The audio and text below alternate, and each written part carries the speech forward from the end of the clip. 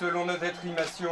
Étonnante image de Stéphane Le Foll au soir de l'élection présidentielle, peu expansif. Le fidèle lieutenant de François Hollande fait partie des premiers qui ont cru en la victoire du nouveau président. Et c'est ça qui fait aussi la valeur de cette victoire, c'est qu'elle vient de loin et qu'elle n'était pas acquise. Elle a été conquise.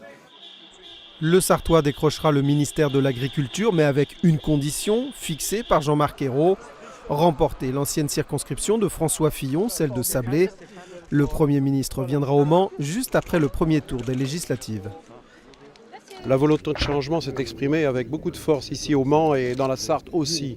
Et vous avez même un ministre qui n'est pas un ministre sans importance, qui est le ministre de l'Agriculture. Eh bien, regardez comment depuis hier soir la carte a évolué. En Sarthe, le PS manque de peu le Grand Chelem et remporte 4 des 5 circonscriptions. Stéphane Le Foll reste ministre de l'Agriculture. Bonjour. Les nouveaux députés, eux, découvrent l'Assemblée nationale. Non mais je vais demander, il y a des huissiers partout qui sont charmants. Françoise Dubois avait créé la surprise en s'imposant dans la première circonscription, celle de Le Mansillé, à droite depuis 1958. Après le printemps, son adversaire, l'UMP Fabienne Labrette-Ménager, va connaître un automne difficile. Elle affichera sa neutralité dans le duel Fillon-Copé. Fillon.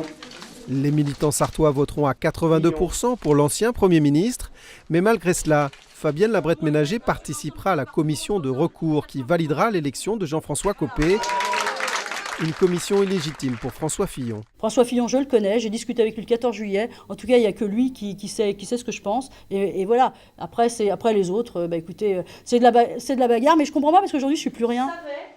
Mais quelques jours plus tard, elle démissionnera de son poste de secrétaire fédéral de l'UMP.